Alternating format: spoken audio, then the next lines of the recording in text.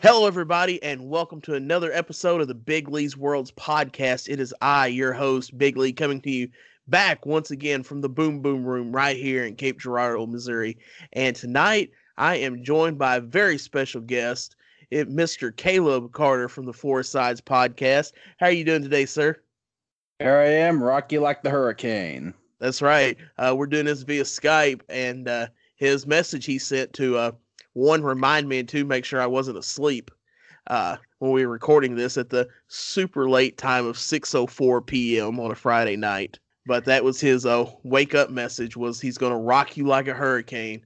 And No, speaking of rock you like the hurricane. the hurricane, The hurricane. my bad, people, my bad.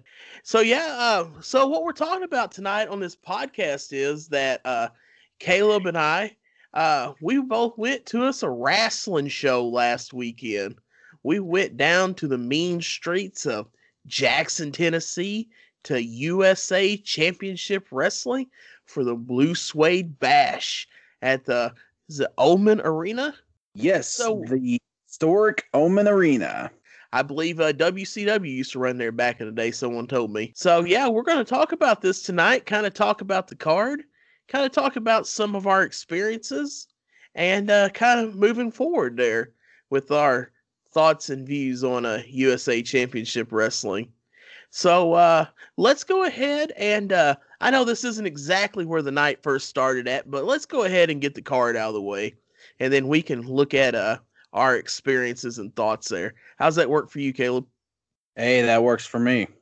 All right, perfect. So pulling up the card here, Mr. Caleb has the results here, and he's our kind of wrestling historian at this point. So is it safe to say to call you like the Mike Tenay of indie wrestling in the Cape Girardeau traveling events area? Hey, I'm a big Mike Tenay mark, so I'll take being compared to Mike Tenay any day. Hey, there you go. Plus, like I said, right before we started this, you're way more prepared and professional than I am with this. I mean, usually when I do recaps, I will either write down the results in my notes section in the phone, or I'll go on Cage Match and grab them. Yeah, usually for these shows, I just wake up from a nap, and then I'm like, okay, I'm going to get on here and I'm going to talk trash about something or someone. So, I mean, we got a good mix here. Like, I guess I'm the guy that kind of talks about the results, and you're the guy that kind of shoots the shit here. One's got to be the play-by-play, and one's got to be the color commentator. That's right. And one of us has to be the one that gets the other one kicked off the air. Coming All soon. right. All righty, let's get this pulled up here. I listen to Raven's podcast a lot, and I feel like me and him are on kind of like the same brainwave, because we're both like, let's see here. I can see that. All righty. So hopefully this goes according to plan here. All righty. So I have the official card here, and not all these matches happen in the order in which they appear on the card, which I thought was kind of weird, but we'll get into that here in a little bit. Now, if my memory serves right, was the first match Danny Dollar versus Omega? Yeah, I think that was like the first actual match. Like, they had some pre-show match before that, but I don't even remember that, to be honest. It was some guy versus some other guy wearing a USA mask that was a heel for some reason. Like, imagine wearing a USA mask and being the heel. Especially in West Tennessee. I know, I don't get that. Yeah, it's honestly, man, like, we've talked once before, there's an age gap between the two of us, but I remember growing up in the late 90s and early 2000s, and you would go to like the dollar store, and they would have like these generic looking like toy wrestlers for $1 or $2. Oh, I've seen those. And that is exactly what those guys in the pre-match look like. I mean, I hate to say it, but you pretty much hit the nail around the head there. Yeah, so, I mean, I get it's a pre-show match, but come on, guys, let's get it together here. Yeah, I mean, you're fighting in the historic Omen Arena. That's right. So, Danny Dollar versus Omega. Initial thoughts with this match? Well, I mean, this is kind of I think I was still trying to get into the show at this point. I remember Omega the Pitbull I think when we went down the Road Dog show, that's the guy we marked out for. Oh yeah, okay. Yeah, and we chanted for. We were like, Omega, Omega. Yeah, that's the guy. But I think Omega's got kind of a cool look to him. But I mean, He really looks like Rampage Jackson. yeah, I know. Like a shorter Rampage Jackson. Yeah, most definitely. Like he had a good look to him. I mean, both of these guys, they did a good job. You know, uh, I'd seen Danny Dollar once or twice other places down south, and you know, I I'd not much to say about this match. I mean, going into it, it's everything I expected it to be. Yeah. And so, who picked up the W on this one? Looks like Danny Dollar got the W on that. Ah, okay. With his NWO inspired T-shirt. Yeah, that's right. It's I'm a been a big long. T-shirt It's been a long week with the weather, dude. Like, dude. You're telling me, man. to be honest, like parts of this show have probably left my memory since then. But I mean that's not anything personal against the guys at USA. Well, to an extent. We'll get to that. Right. All right. So, like I said, looking at this card here, I'm struggling to remember the next match. Which match was second? It had Gunnar Lane versus Mike Mayo, and honestly, I don't really remember much about this match either. Yeah, But Gunnar I got the W remember. over Mike, so Do what now? it says Gunnar got the W over Mike. So I mean, Yeah, I remember Gunnar Lane getting the W. That one I do remember. Because I know I wasn't a big fan of either one of these guys. yeah, I mean, just neither one of them really. I just didn't really remember much about that. I mean, it's good that they got a spot on the Omen card, but I mean, I just don't remember. And Yeah.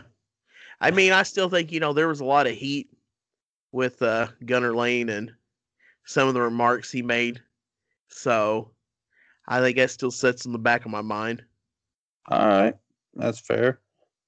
All right, so moving on. What was the next match?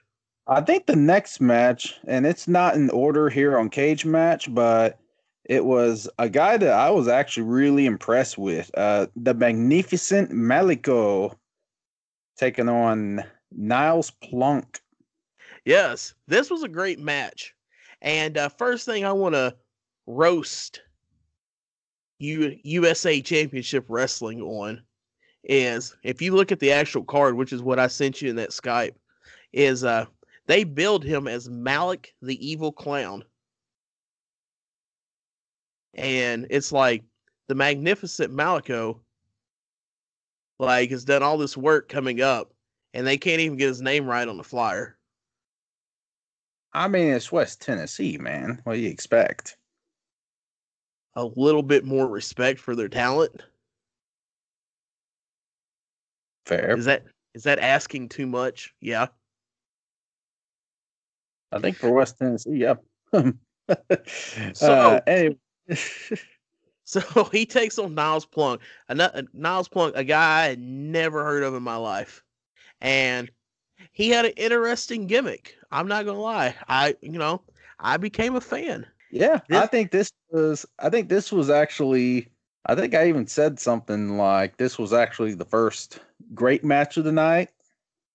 right. Like the opener was pretty good like you said, but it felt like it was missing something, but I think this match was fantastic.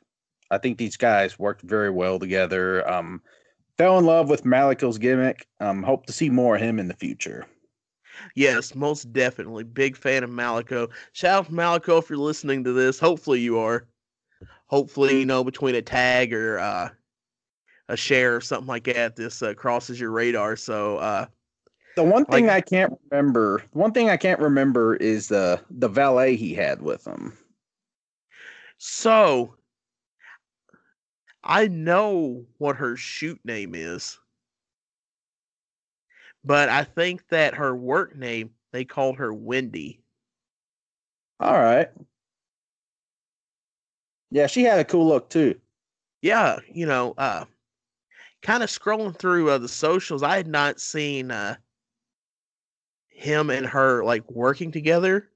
I did learn through via social media they are actually dating. Who would have So, guessed? yeah, I know, right? Look at that. There's love in the world of wrestling. And, Yep. we got the chance to talk to both of them at intermission.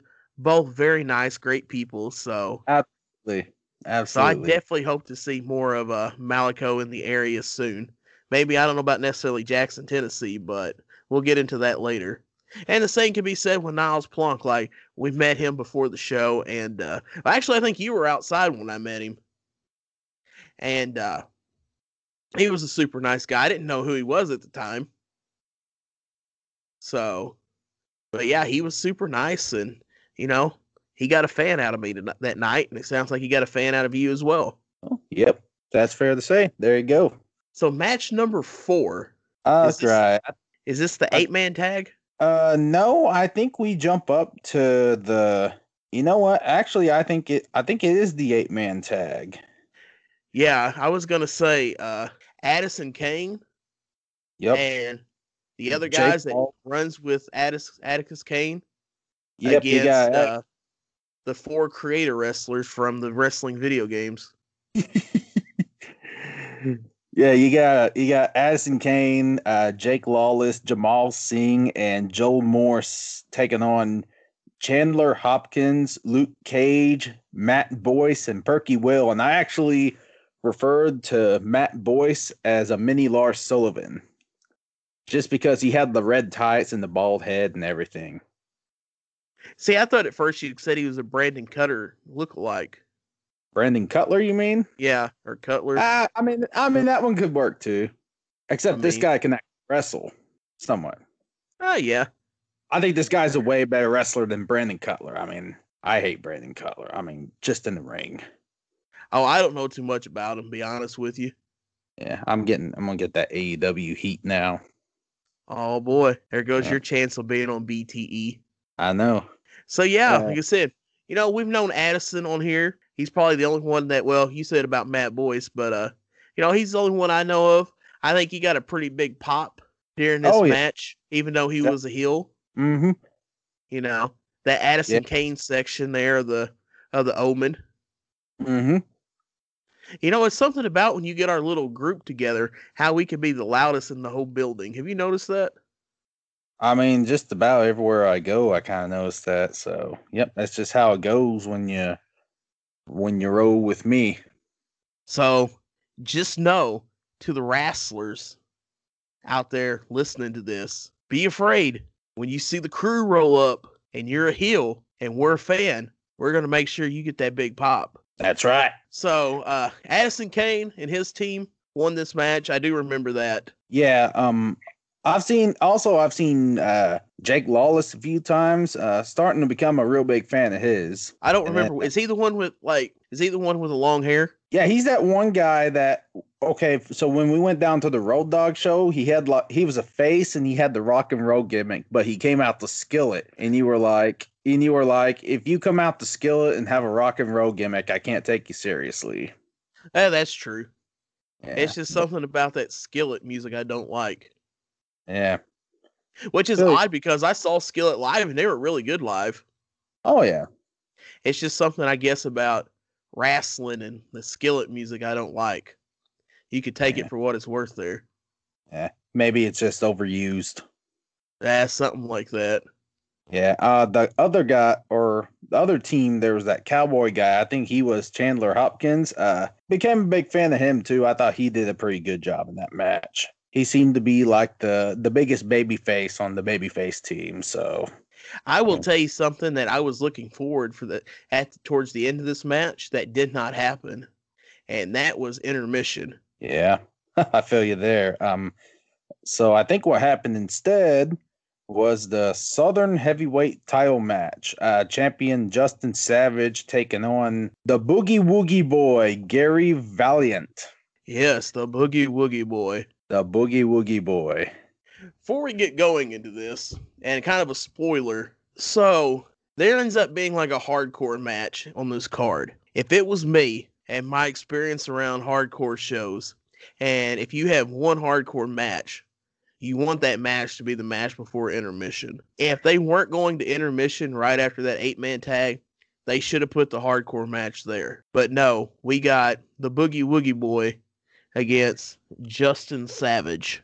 So what were your thoughts on this? I know you're a big Boogie Woogie Boy fan. I mean, the Boogie Woogie Boy gets over, man. I mean, all the kids dancing and even the adults dancing. I mean, that 27-minute entrance. Yeah, I mean, it's not as long as Derek King's entrance, but I think you have a man crush on Derek King. Really? Yeah. You think? What makes you think that? I don't know. I know you two have a similar taste in music. I thought that was. I think you're confusing me with Sanchez. Oh, Jerry? No, I don't think Jerry likes that song either. And I don't think he likes Derek King either. Oh, really? Yeah.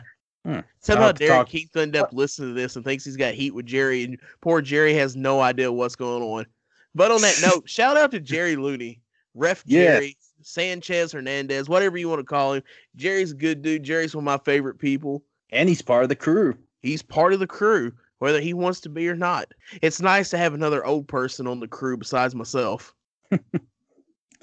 Gary Valiant gets the DQ win over Justin Savage. So Justin Savage is still the champion because title can't change on a DQ. Oh yeah, I remember that because they had he had a manager look like Slick. Yeah, that's the guy that came out with Leatherface later. No. Yeah? No, the guy that came out with Leatherface was the guy that came out in the 8-man tag. Oh, Lucky P. Yeah, that's right. Yeah, this other guy who looked like Slick. Slick had aged like 40 years. Oh, okay. I know who you're talking about now. Yeah, you're right. Say my memory ain't too bad. Nah, you're not that old yet. So, at this point, after this match, and after the other 27-minute outro of the Boogie Woogie Boy, we finally go to intermission. Do what? I said the Boogie Woogie Boy. Yeah, we finally get intermission, and it was what it was. We got to go meet Wendy and Maleficent Malico. Mm-hmm. Got to talk to them. Got to talk to Dylan McQueen, and I got to talk to Miranda Gordy. Yeah, who was not very happy that you had a Dylan McQueen photo. I mean, hey, I gotta support my McQueen too. That's right. The McQueendom, I believe it is on Twitter. Yep, the Gatriarch. That's right. I love that name. Has a ring to it. Dylan McQueen's very merchable. Yeah, Dylan McQueen's going to be going places here soon. We come back from intermission, and what's the next match here? All right, I think the next match was actually the Fatal 4-Way Tag Team match. Oh boy, have I got some words about this match. Go ahead and call it out there, sir. All right, we got the champions, the Brothers of Seduction. We got the LA Hustlers. We got Razzle Dazzle, which is our boy Big Gravy. Shout out to Big Gravy. Big shout out to Big Gravy. And I'm sorry, I don't know the other guy's name. My first time seeing him, but I don't think they even mentioned his name, did they? I think they just said Razzle Dazzle, and everybody knew who Big Gravy was. Right. And then, of course, you had the Star Twins, who seem to be very over in West Tennessee. Yeah, man, they are. I mean, I don't know too much about them besides those 2 times that we've seen them. Well, maybe 3 times because I've probably seen them at that Jackson show at the baseball field. Mm-hmm. But so yeah, let's this was a match what we thought was our boy Lane got to go out there and ref. Yeah, and he big timed us. He big timed us terrible, folks. Like big time Lane Austin. I thought he was better than that, but he straight up ignored us, would not give us the time of day. I mean, he's getting those free pictures with Brooke Hogan backstage, and he's getting that Burt Prentice money. So right, he's too big for us. Yeah. Didn't you even try to reach out to him to come say hi, and he ignored us then too? Yeah, I left. He said something on one of my Facebook post was like, I thought I seen you out there. I was like, hey, you should come see us. You should come out and say hi to us after the show because we're your boys. And no, Lane Austin. Yeah, Done. I know, man. That's not cool, Lane. Thought you were better than that. We're gonna have to have us a little chit chat at the upcoming Anna Fight Underground show that you're booked on. Oh, he's booked for the Anna Fight Underground. Yeah, well, I mean, he's been booked for all 3 events that we've had so far. So hopefully he can make this one. Yeah. So, but nonetheless, anyway, let's match. Yeah, let's get back here to the match here. So nonetheless, our boys, the LA Hustlers, you know, they got a big pop during this match. That certain section there, the Omen, was also the LA Hustler fan section. That's right. Once again, the 4 of us louder than the whole building. Right. So how many other people were at that show besides us, you think? 1,496. Really? No, I don't think so. I think it was more like maybe 400 or 500. Dude, I'm telling you, I heard word going around that they did 1,500 sold on that show. Really? Yeah. We'll get to that here in a little bit, though. All right. And because that gets into some of my concern or criticism of the show. But nonetheless, LA Hustlers did a great job. Honestly, all 4 of these teams did really good. Sadly that, neither the LA Hustlers nor Razzle Dazzle got the titles. It ended up going to the Star Twins. Yeah. But I mean, the Star Twins aren't bad. They're just, they're growing on me a little bit. I mean, I would have much rather seen the LA Hustlers win, though. Right. Got to support our boys. Absolutely. At least Bradley was willing to talk to us. I know. Unlike some people who were big timing us. Mm-hmm. So anyways, we move on here to the next match, which if I remember right, if I'm looking at this right and I'm not forgetting anything, this goes into what was advertised as the main event, correct? Yeah, that's correct. Jerry Lawler taking on Chris Benoit. So for some of y'all listening to this and think, oh man, that's a cruel joke. We'll get to that in a second. So Jerry the King Lawler takes on Leatherface in a video that I posted a clip of, and it kind of blew up a little bit on Twitter. I was quite surprised. Yeah. So for those of you that don't know, listening to this, you're probably like, oh, Leatherface, some guy from Texas Chainsaw Massacre costume gets out there. Well, the idea behind it is Leatherface, or I believe it's Super Leatherface is what he was actually known as, was a guy who wrestled a lot in Japan, wrestled in FMW, feuded with the Headhunters.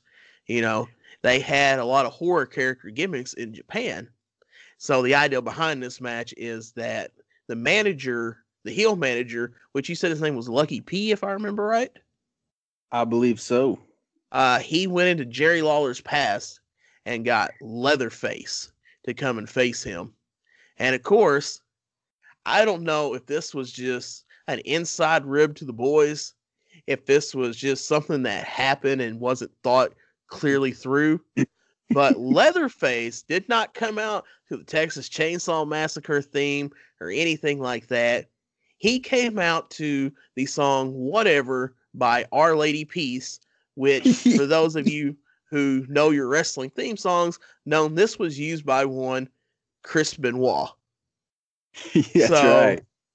They booked that night a character wielding a chainsaw that's known to be a serial killer come out to Chris Benoit's theme song, which we're not going to get into here the whole, if you know the story of Chris Benoit, you know why that's not probably the best idea. And if you don't know the story of Chris Benoit, go on your Google machine and look it up. And then you listen to this and then you'll be like, oh. So this match happened. Of course, it's West Tennessee. So you know what that means. Jerry Lawler picks up the W and goes and unmasks Leatherface. Now, this is where my heartbreak happens. He is unmasked. Leatherface is unmasked to be none other than one of my favorite wrestlers, Dangerous Doug Gilbert of the Gilbert Wrestling family. Why does that break my heart, you say? Anybody that knows their history of their wrestling horror characters, Leatherface was not portrayed by Doug Gilbert. Doug Gilbert portrayed Freddy.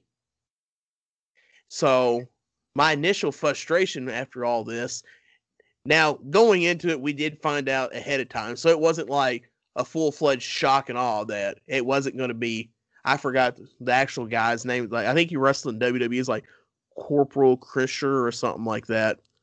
But we had found out ahead of time that it wasn't going to be actually him. It was going to be Doug. So my frustration comes with this, and I know Caleb probably don't feel as strong about this, but it really bothered me that, like, if they were going to have Doug be the character, why didn't they just have Doug be Freddy? I still got Chris Benoit in my mind, dude. So, like, I'm all over here just, like, upset that they didn't pay the proper homage to the wrestling horror characters of Japan, Deathmatch Legacy. And all Caleb thinks about this whole entire time is, like, why did they use the Chris Benoit theme song? So, needless to say, I honestly think that it felt like at that show, that same rowdy section may have been the only section that really put together that they used the Chris Benoit theme song. I don't know if any of them, I'm not sure if anybody there besides us knew who Chris Benoit was. Well, that's probably true too. Yeah. You know. So after that whirlwind of a match, we start to get to the rowdier matches of the night. The final two matches.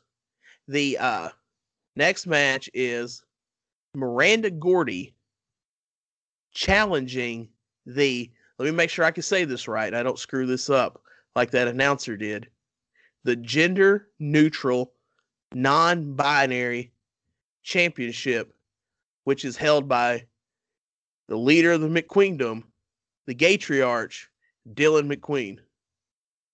Nailed it. Thank you. Nailed it.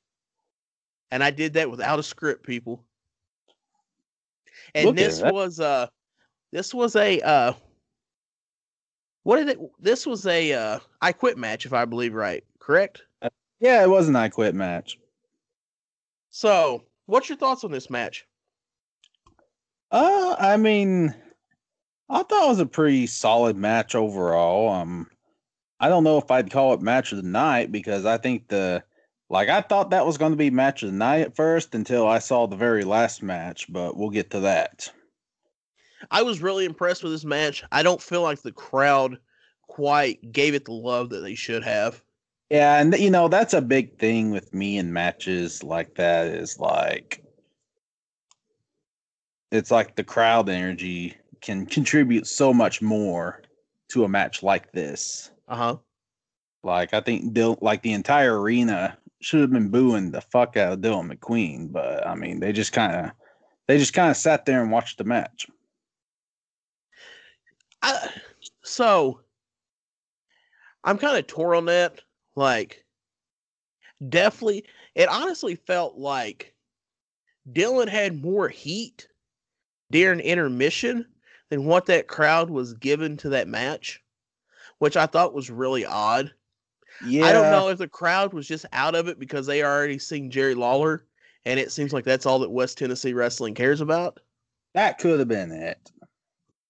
But I don't know. Like, I have a lot of mixed feelings about this match. Like, anytime I could see a non-traditional wrestling match, like anything like a gimmick style match, like, I'm a fan. I'm all for it. I love it. And maybe this isn't quite the exact match or what they were going for with it, but anytime, like, I hear an I Quit match or last man standing match or, anything like that, like, I want weapons, blood, guts. And I will say this match did not have the blood and gore factor to it. Maybe that's just me. But like I was going to say, though, overall, like, both of these up-and-coming talents are really good. They don't need to be slept on. And I'm excited to see what both of them does in the future.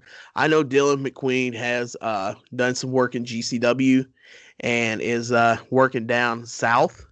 I'm trying to think of what I think it's called, like New South Pro, I think is what it is. Yeah, New South Pro. He's in a tag team with Kenzie Page Henry. So I think they're called Bitter and Pink or something like that. I was trying to think of what the tag team was called. And now that I think about it, I think they both were trained by Tom Pritchard. Okay. And then I know that I think Dylan even said something about going down and working at the Nightmare Factory as well. I believe he told us, didn't he?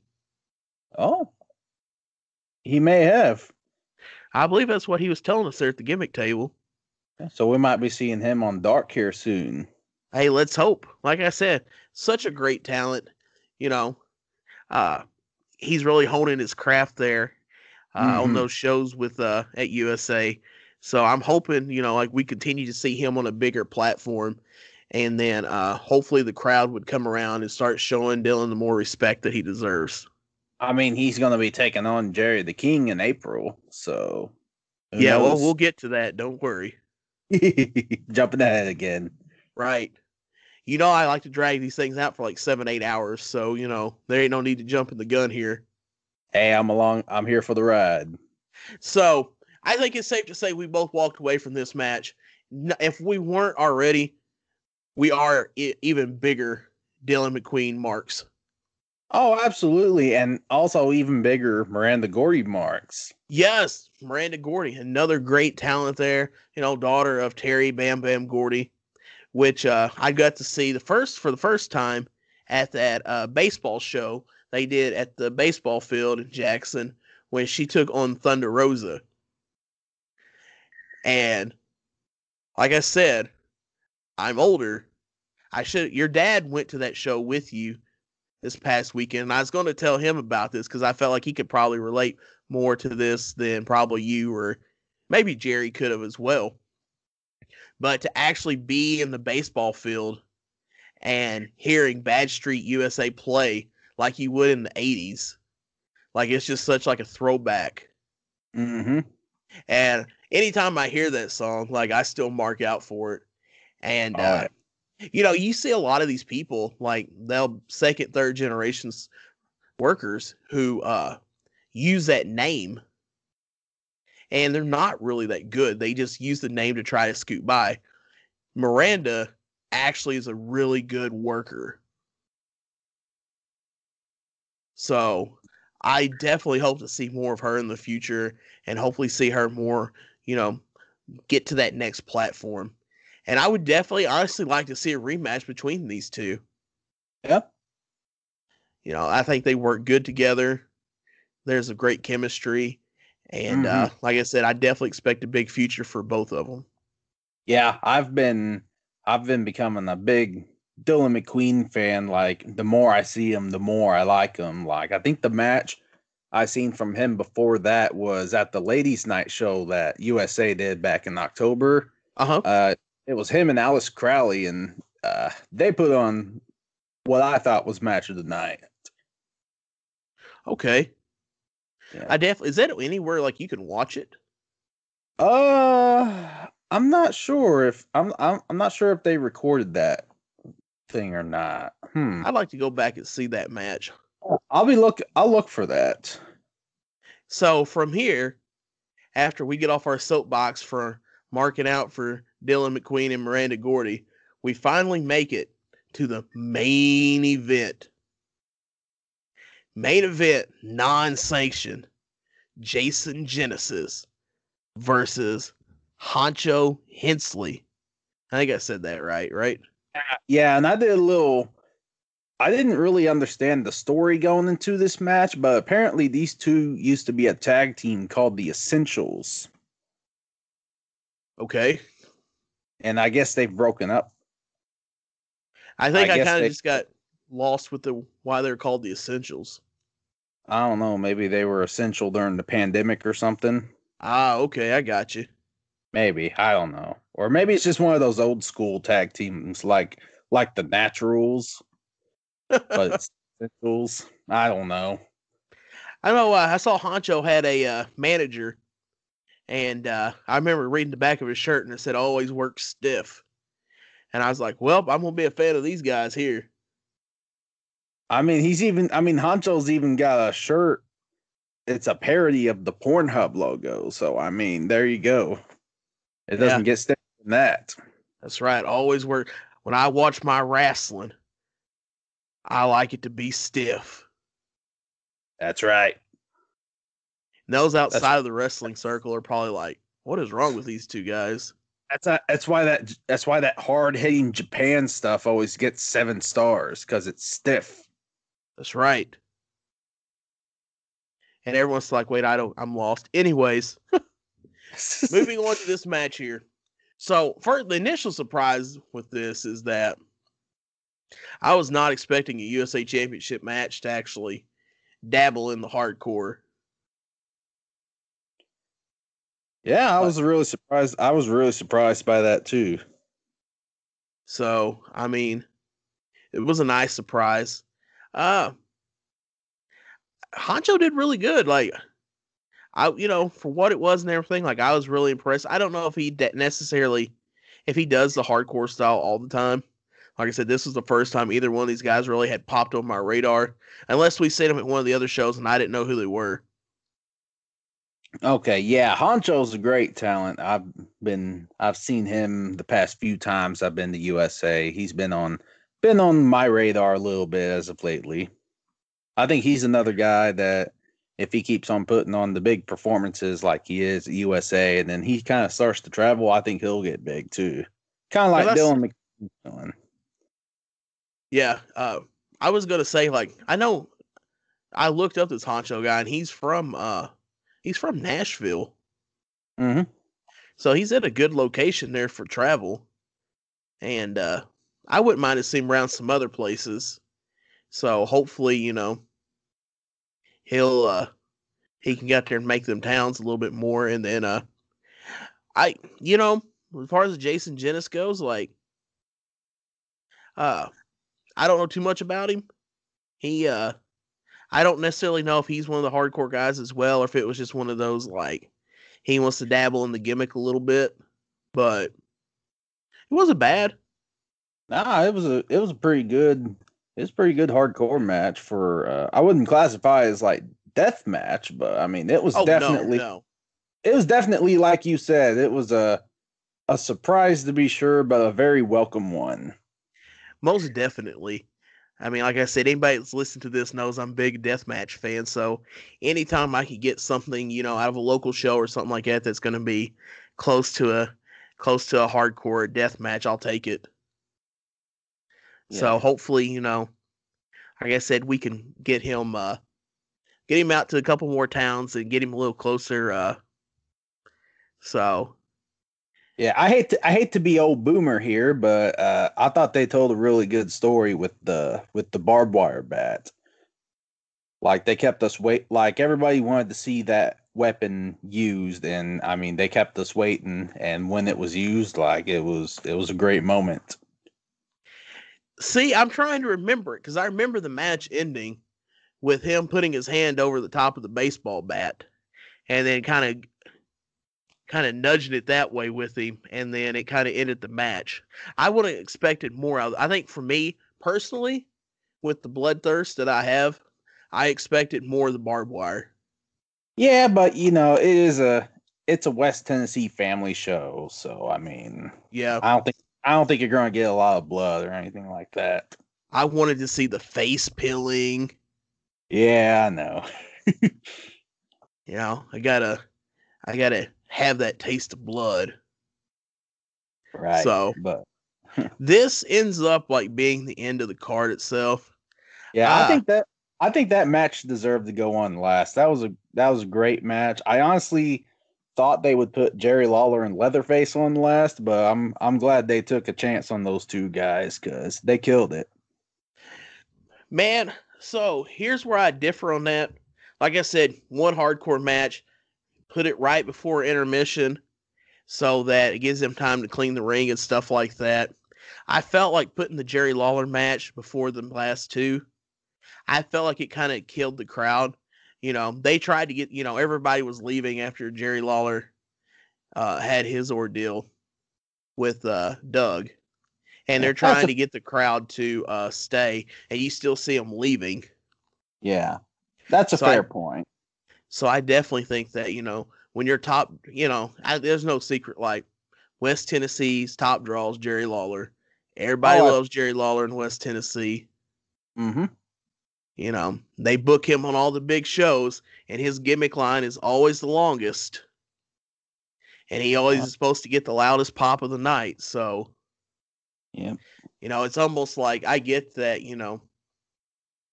whatever the reason may be that, maybe the show was going too long and he wanted to leave, or whatever it could have been that caused him to go early besides his coveted main event spot. I think it was really a disservice to the other two matches. That's fair. So, overall, but to me, top match of the night was probably, and honestly, it was probably Malico versus Niles. For me, was probably the big takeaway from that night. Yeah. The Honcho match was cool. I was a little, like I said, I wanted more of the barbed wire in it. And then probably, honestly, second match of the night for me was the Dylan McQueen and Miranda Gordy match. Yeah, I still really enjoyed the Fatal 4-Way tag team match. They shouldn't. See, that's a tough one to me because I was a fan. They got rid of Big Gravy's team first. Yeah. And that one kind of, maybe this is where I don't, as far as the Star Twins goes, like from what I've been told about USA Championship Wrestling and all that, like they're kind of like the Roman Reigns or the John Cena of that, to where they are always pushed as like top baby face. Yeah, and I could see that analogy. Yeah, they do get pushed a lot, but they're over, man. That's what. You heard that crowd pop when they won, right? Oh yeah, yeah. So. Some would say that if you're a certain top tier name and you don't like anybody else on the card to have a bigger pop than you, that may upset or hurt your feelings if they got a bigger pop than you did. Yeah. Or was I not supposed to say that? It's your podcast, man. Yeah, we don't pull punches here. Yeah. So, you already talked about, they have another show coming up in April. I think it's April 3rd. They've already announced that it's going to be the King, Jerry Lawler, versus the leader of the McQueendom, Dylan McQueen. Yep. The King versus McQueen. Well, it sounds like, if it's up to me, and what I hope for is the McQueen takes the throne. That's what I hope for too. So, like I said, probably the biggest takeaway of the show so far is that we're both big Dylan McQueen marks. So, Dylan, if you're listening to this, shout out to you, my friend, for putting on a great show and a great work that weekend and anything we've seen of you so far. And we hope you continue to grow and home in your skills there. That's right. And hopefully you're listening. That's right. Hopefully you're listening to this. He'll probably get a tag in this for sure. Just because, we got to tag who we're marks of. It'd be kind of hard to not tag him. I think like at least 40% of the podcast has been about Dylan McQueen. Well, yeah, it was a top highlight of the show. Yeah, maybe you should try to get a Dylan McQueen interview on your show sometime. I think that'd be cool. I am totally open for it. So Dylan, if you're listening, them DMs are open. We could set up and do a podcast with you, my friend. We'd love to have you on the Big Lee's World podcast where we pull no punches. Mm-hmm. That'd be a good list. Sure. With that being said, and the pull no punches, this is probably the part of the podcast where, like, you may want to stop listening if you don't want to hear what we have to say going forward. about that night. And at that point, Caleb's like, okay, let me hurry up and try to figure out how I can end this. So, Caleb, are you ready for this? Let's do it, man. All right. So where do we want to start at first? You want to start the meet and greets first? Well, actually, you said something like about. Didn't you bring up something like trying to get into the building? Like, what was that all about? So, this was I don't say it's a last minute decision, but we had talked about this once they announced the show and they announced the meet and greets and stuff like that. Well, actually, before I even get to that, let's start with a little bit of the meet and greet here, because I think this is something that you and I both agree on, that the reason that we started going to the USA Championship Wrestling shows is because of the talent meet and greets they bring in, and that they're normally reasonably priced to meet somebody that they bring in. Yeah. So that's what gets us to go down there, whether we're both driving from Cape down there or that I got family down south and then I just drive from there to Jackson and then meet up with Caleb and his crew. So I get there, doors are opening at 5.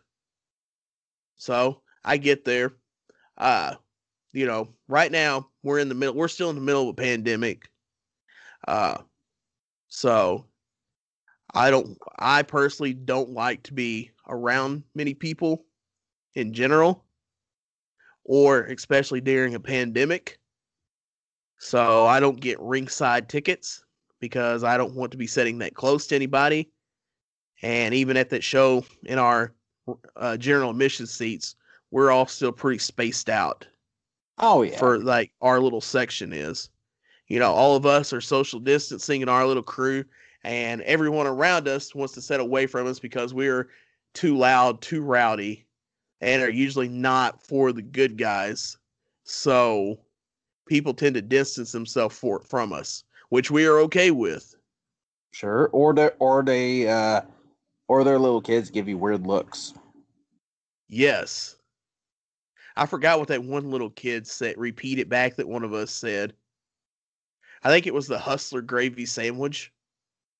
Yeah. Yeah, that was it. Yeah. So, I'd have a lot of comments about that in West Tennessee, but I'm not going to. Anyways, so we get the general admission tickets because we want to make sure that, one, it's a pandemic. 2, it's the beginning of February.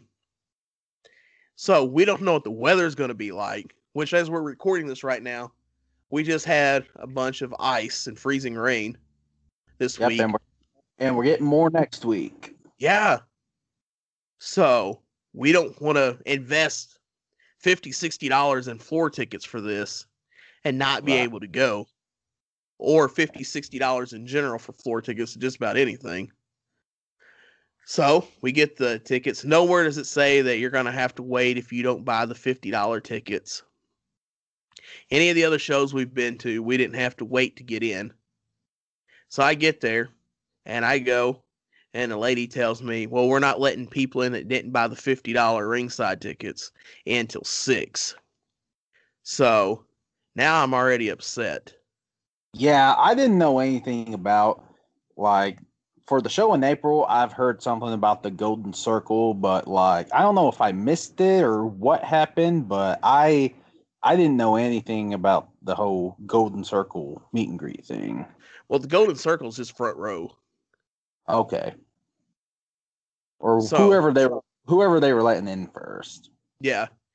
So they only had probably like 15, 20 people show up at 5 o'clock to go in early for their Golden Circle VIP meet and greet.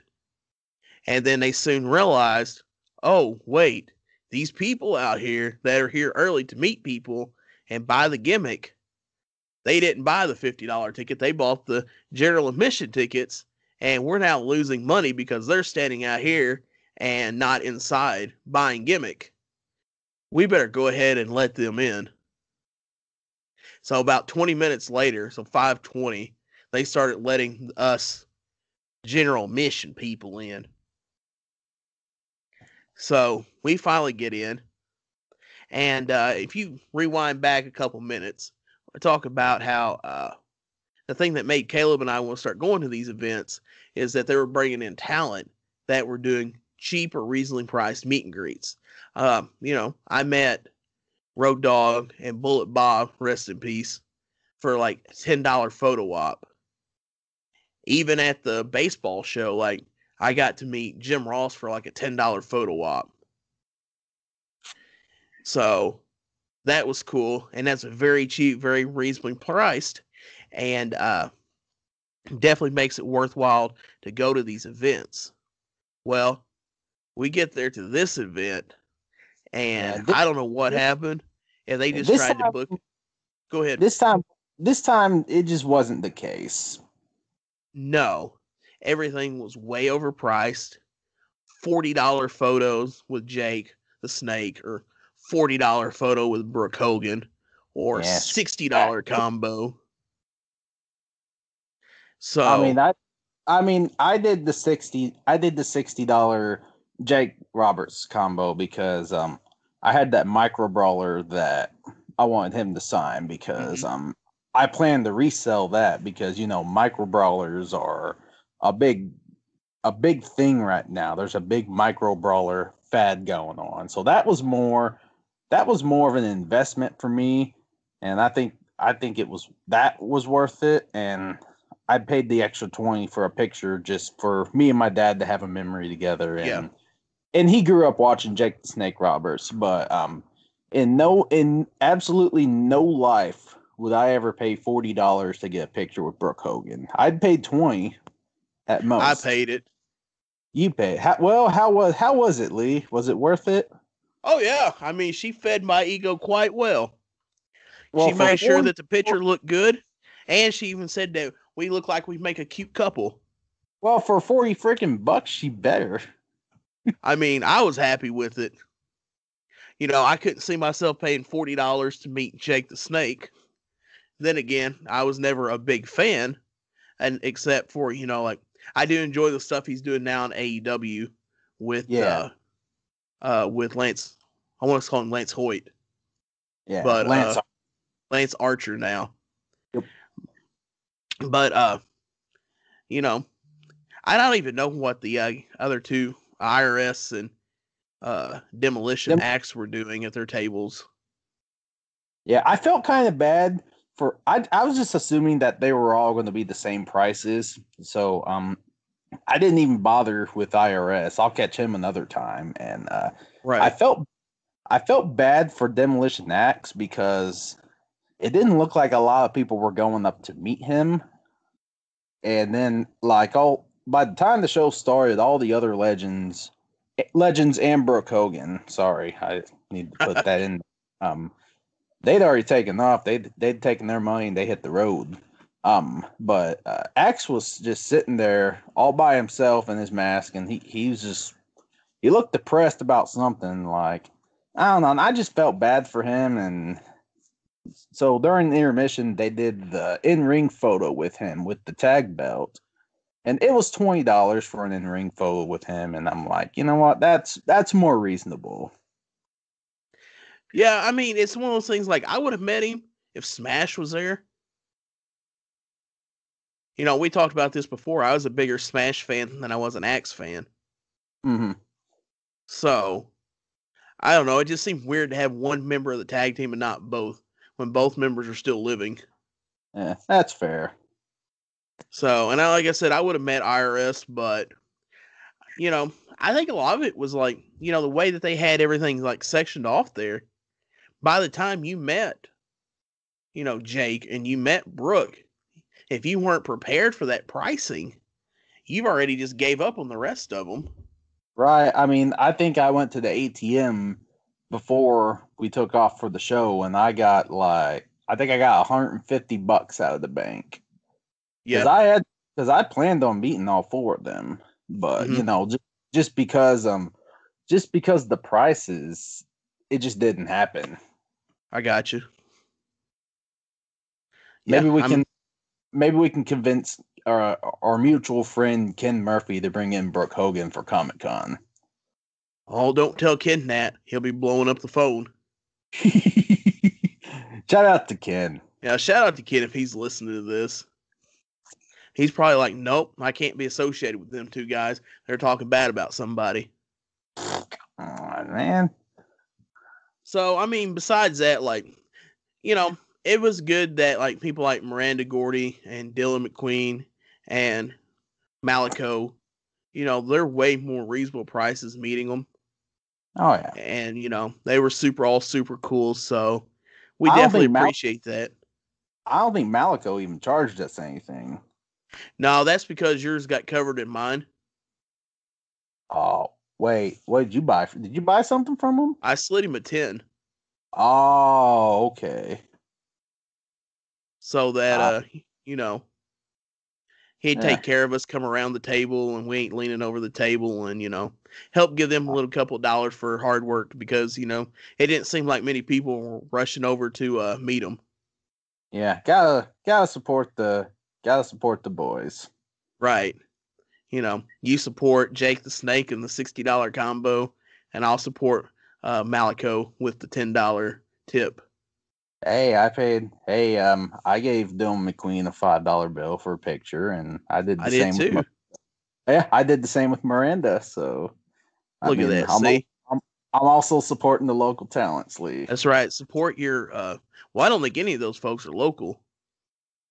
Support your up and coming indie talent. That's one thing you should take. You know, besides us getting on here marking out for some people and talking bad about some of the processes here, the big takeaway from this podcast is your independent wrestlers, support them however you can. It's a tough time. Bookings are limited, so you know, don't be cheap. Go throw down 5 or 10 for a photo op and an autograph. You know, help support them.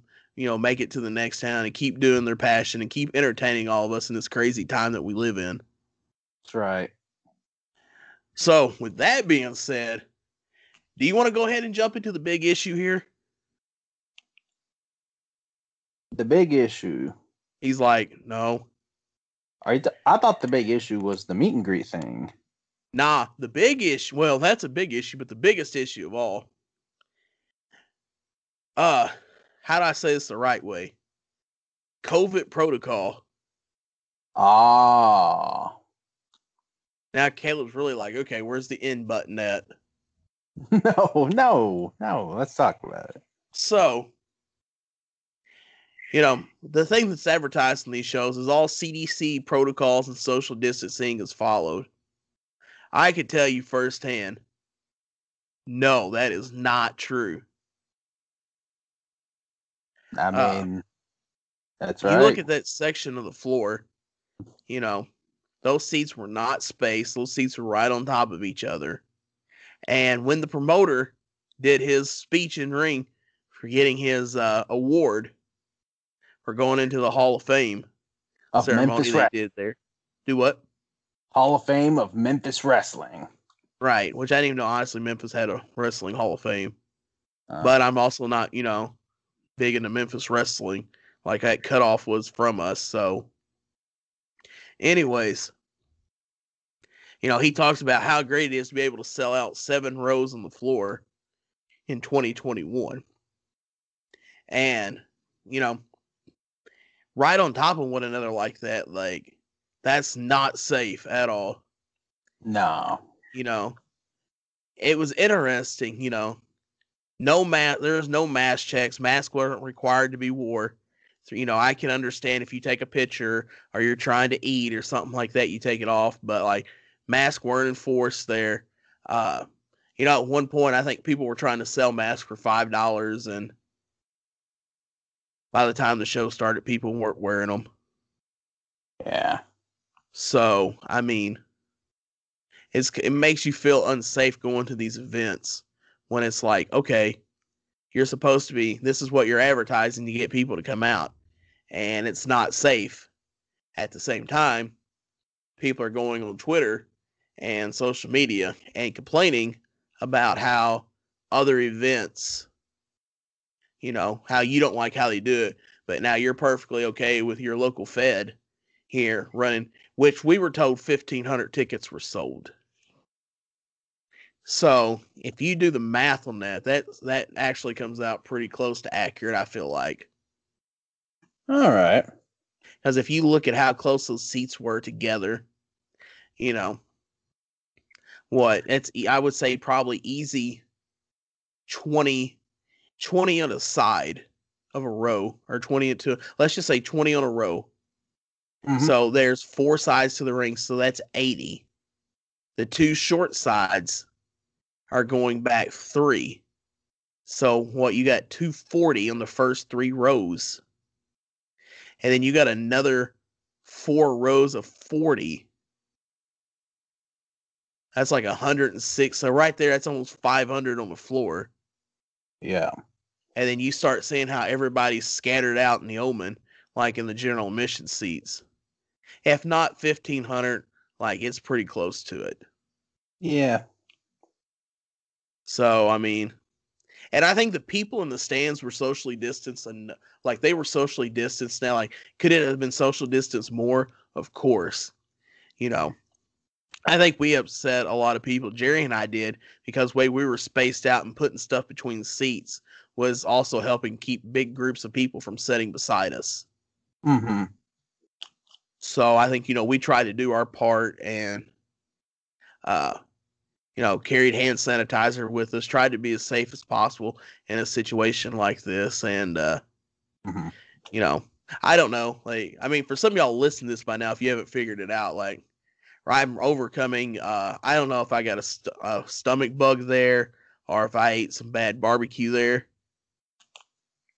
but I'm getting over that. And I got a little bit of drainage here, so sorry about that quality there, but that's kind of what's going on here. So, I mean, with COVID and everything, and right now wrestling or indie wrestling's trying to make a comeback, and it's just certain scenarios like that one that it just doesn't help. no, not at all.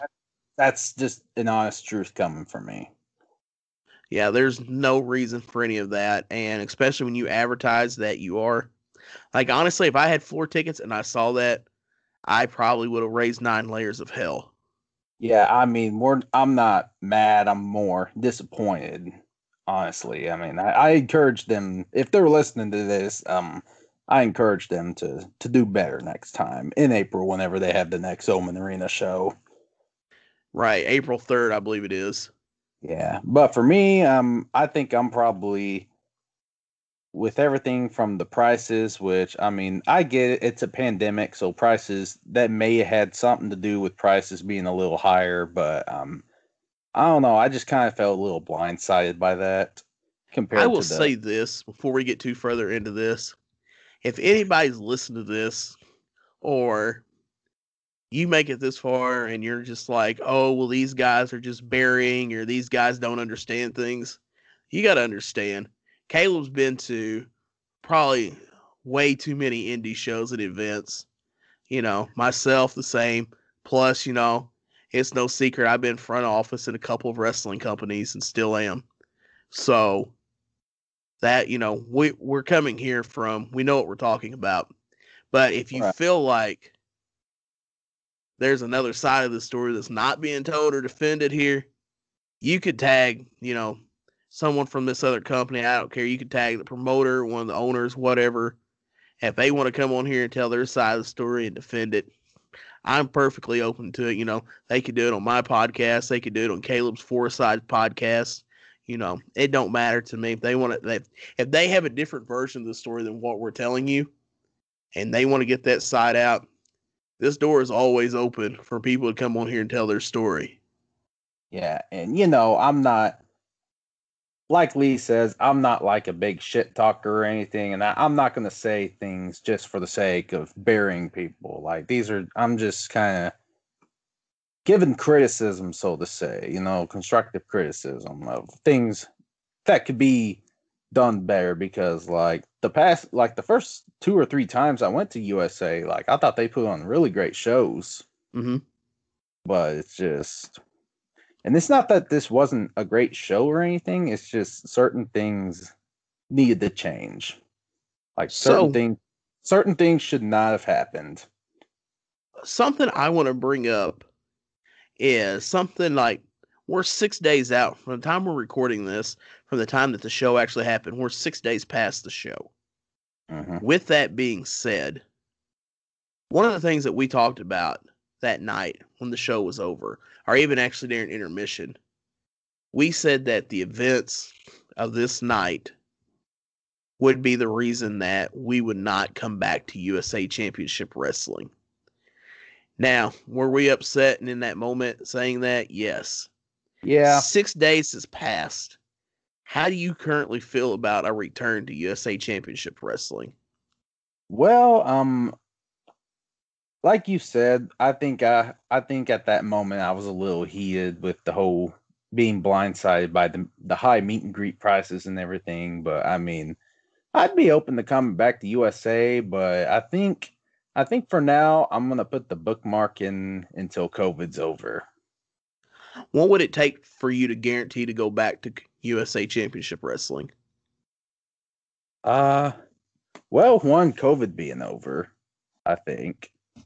Mm-hmm. Just because they packed the building because they packed the building like they did.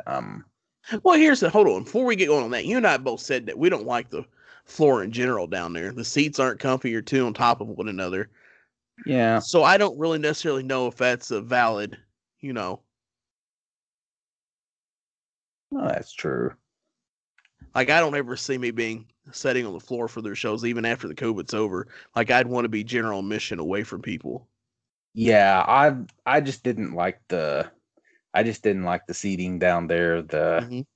the first time, but they got it there for a reason. So I mean, Profit. profit. Yeah, I mean, you got to make money. Exactly. But yeah, I think what it would take for me to go back is for COVID to kind of be either over or a little better than it is now, or I think bringing in a name that would be big enough for me to come back, maybe like Kurt Angle or somebody like that. So it's funny that you say that because I was going to say, like, looking at the show for April, like I see the names are starting to announce, and none of that equals to me like going. Like, Right. they're bringing in Ron Simmons, which Ron Simmons is one of the nicest people in the world you'll ever meet, and one of the greatest people I've had the experience of working a meet and greet for. So, he's great. I know they're bringing in Ricky Steamboat, Bob Orton, Mm-hmm. but honestly, like those two names, like that doesn't like if if someone was like, "Hey, go 20 minutes down the street and you can meet those two, you can meet Bob Orton or Ricky Steamboat," I'm like, "Nah, I'm good. It's not worth me getting off the couch for." Yeah. I would think honestly, like for what it would take for me to go back to there, they would need to bring in like a Stan Hansen or Abdullah the Butcher. All right. Yeah. That'd bring me back for sure. Especially Abdullah the Butcher. Yeah, Is he which still he's still alive? I didn't even know he was still alive, honestly. yeah, he was supposed to do that ICW show back in the summer, Oh, and really? yeah, I, he I don't know if he was having surgery or was going to have surgery, and then of course he couldn't make it, so they ended up replacing him with New Jack. But yeah, he's Oh, still. I think he just turned 80, maybe, oh wow. or somewhere around that number. Yeah, he's also the guy that gave Lex Luger hepatitis, if I'm right about that. He's also the guy who was too scared to save Bruiser Brody's life in Puerto Rico. Yeah. That's why I forever have beef with the Cologne family. Yep. I've heard that story numerous times. Hey, here's the thing you could say about me, though, and we won't necessarily go into all the details of it here, but when I told you, like, I'm not a fan of them and I wouldn't support it, I proved to you that I wouldn't, and I You did. stood by it. Mm-hmm. So, but yeah, Man, I gets me sad just thinking about Bruiser Brody. Like Yeah, like could you imagine how over he would have been in the 90s and I in the know. 2000s as far as like his work rate? Like I Uh-huh. just imagine like 99 2000 ECW and you could have had like Sid Vicious and Bruiser Brody or Bruiser Brody and Mike Awesome. Mm-hmm. Man, I just get all so worked up thinking about that here. so many things we'll never know the answer to. I know, right? So many Or even what if. or even imagine like if he stuck through the time and still worked like a Terry Funk did. And what if we would have got like uh Bruiser versus Nick Gage or Oh man. Bruiser versus Ricky Shane Page? Honestly, I don't know. Like, are you talking like Bruiser Brody in his prime, or kind of like if he were alive today? Like, I mean, if he was alive today and he kept on with the business, Yeah, I could see that working. you know, I'd rather see Brody in his prime versus RSP, but I mean, beggars can't yeah, be choosers, I guess. yeah. I mean, it would have to be like a CZW style. I feel like when Ricky was running rough shot down there. Uh, Because I mean, if you want to start talking about people like in the prime versus their prime, like Bruiser Brody versus Mance Warner, or Bruiser Brody versus Matthew Justice. mm-hmm. But that's a whole nother podcast for a whole nother day.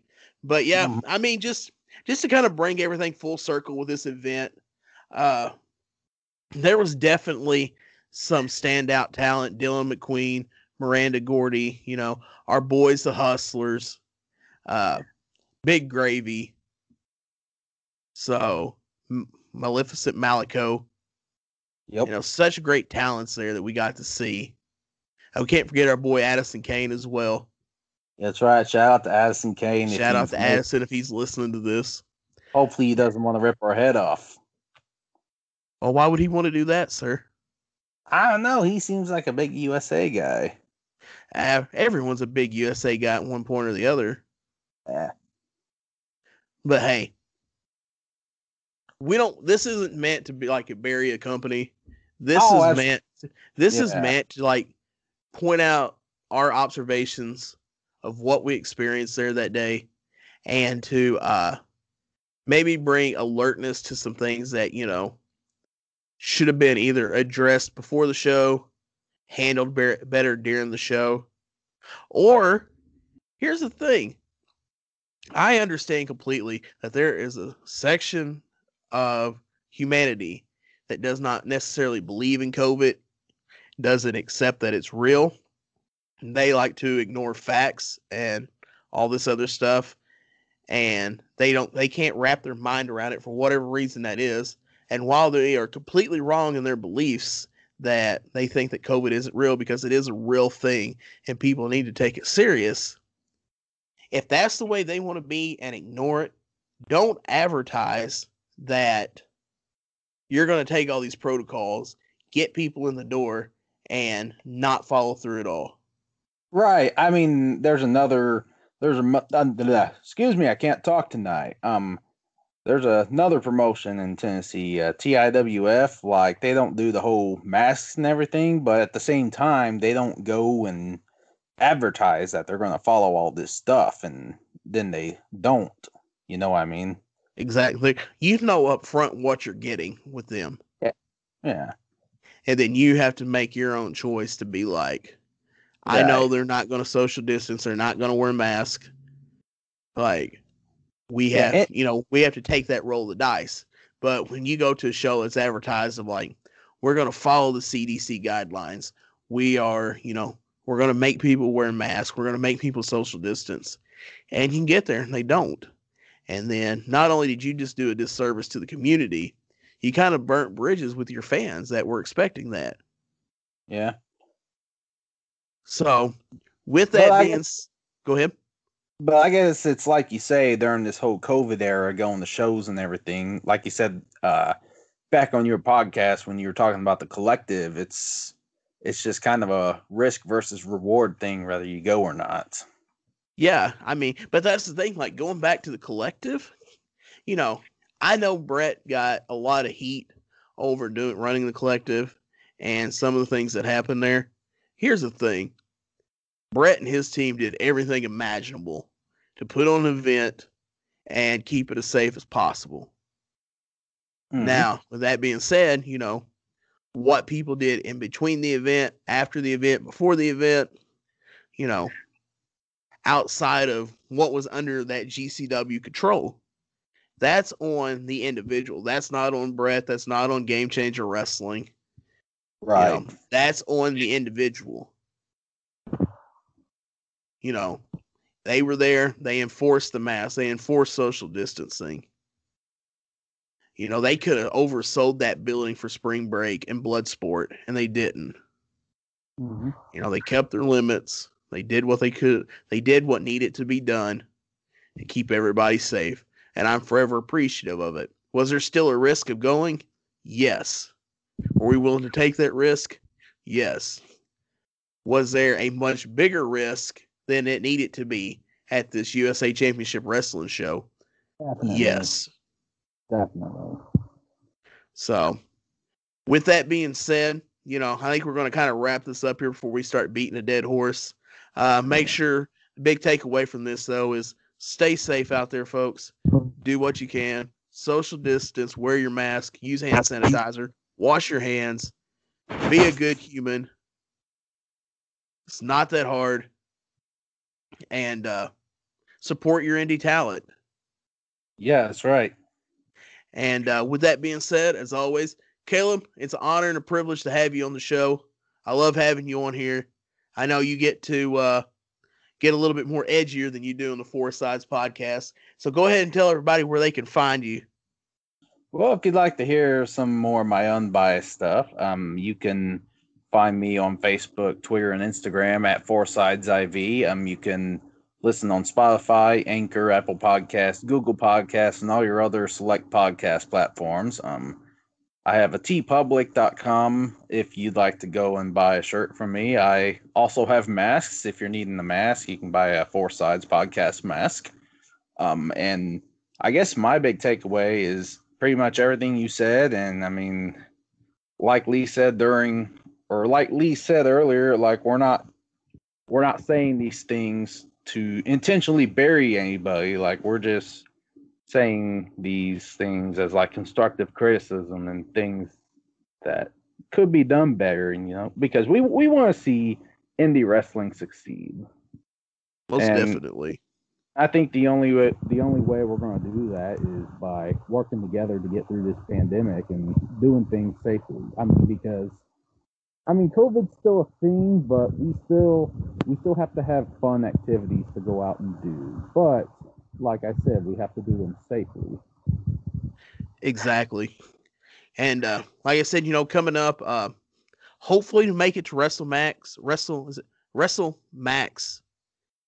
WrestleMax Louis. Yeah. Yeah, WrestleMax St. Louis next weekend. Hopefully we make it out there. Hopefully the weather allows that. And then the next big show coming up for us for sure. February 25th, Anna Fight Underground presents The Vision at Quick Skating Rink on February 25th. We're going to have Necro Butcher in the house. We're going to have ECW Legends Super Crazy in the house. It's the Big Lee's belated birthday bash. So a lot of surprises, a lot of craziness is going to go on there in that show. So if you haven't got your tickets yet, go over to our Facebook page at facebook.com/Fight Underground Anna. We'll have the ticket link posted there. And pick up your tickets, come out, party with me, celebrate my belated birthday. Come out, meet myself, meet Caleb, meet the crew, and come out, have a fun time. Thanks for listening to this. As always, if you have any questions, comments, concerns, complaints, issues you want to address, you can shoot me an email at bigleesworld@gmail.com. Find me on Facebook, Twitter, Instagram at Big Lee's World. Make sure to like, subscribe, share this podcast. And once again, Caleb, I appreciate having you on here. I look forward to seeing you here soon.